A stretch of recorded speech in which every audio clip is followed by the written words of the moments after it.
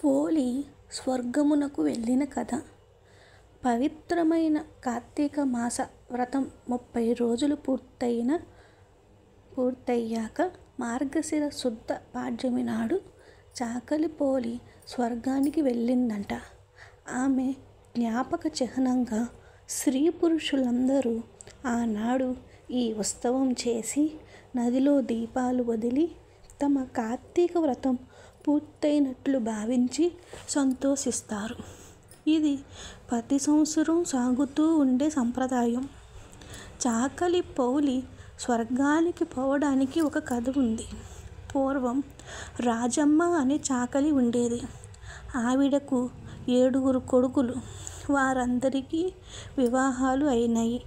7 కోడళ్ళు కాపురానికి వచ్చారు. 7వ కోడలి పుట్టింటి వారు చాలా పేదవారు.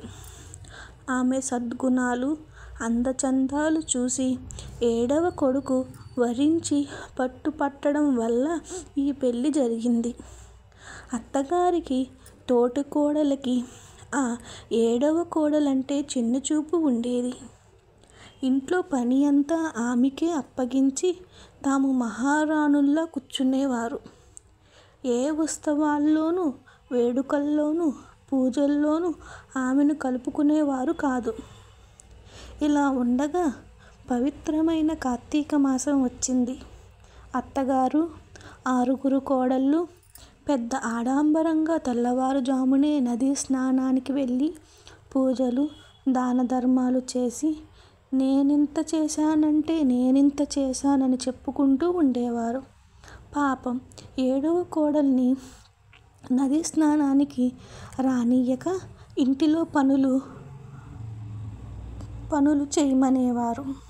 ఆమె ఆ పనులన్నీ ఉరిమితో చేస్తూ నూతి దగ్గరే స్నానం చేసి ఆవు చల్ల చిలికిన కవ్వ నుంచి కొంచెం వెన్న ఊడ్చి దానితో తులసి కోట వెనకాల దీపం పెట్టి ఓం నమో నారాయణాయ అని భక్తి శ్రద్ధలతో ఒక్క నమస్కారం చేసి మళ్ళీ పనిలోకి చొరబడేది. దీపం పెట్టిన కొద్దీ అత్తగారికి కనబడితే ఏమవుతుందో అని భయం. అందుచేత కనపడకుండా జాగ్రత్త పడేది.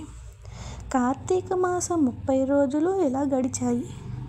మార్గశిర శుద్ధ పాడ్యమి నాడు అత్తగారు పై 6 కోడళ్ళు ఊరివారు అందరూ చూస్తుండగా పోలిని తీసుకువెళ్ళడానికి స్వర్గం నుండి దేవ విమానం వచ్చింది.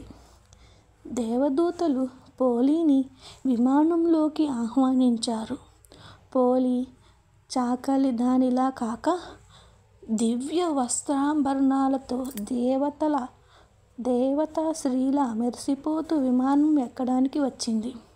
అత్తగారు కోడళ్ళు దేవదూతలు చూసి మేము 1 రోజులు స్నానాలు దానాలు వ్రతాలు చేశాము. ఈ పోలి ఏమీ చెయ్యలేదు.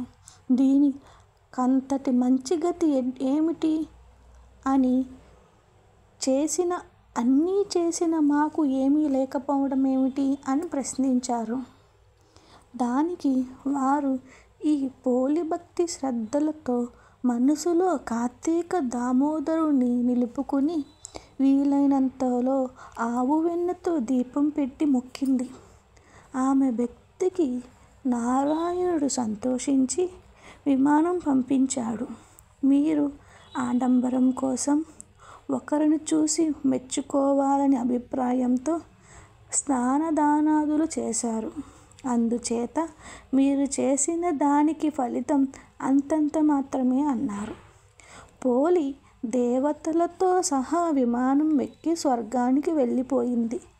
భక్తి కలిగిన మనసుతో భగవంతుణ్ణి ఏమాత్రం ఆరాధించినా ఆయన దానికి సంతోషించి ఉత్తమ గతులు కలిగిస్తాడు. ఆడంబరాల వల్ల ప్రయోజనం లేదు.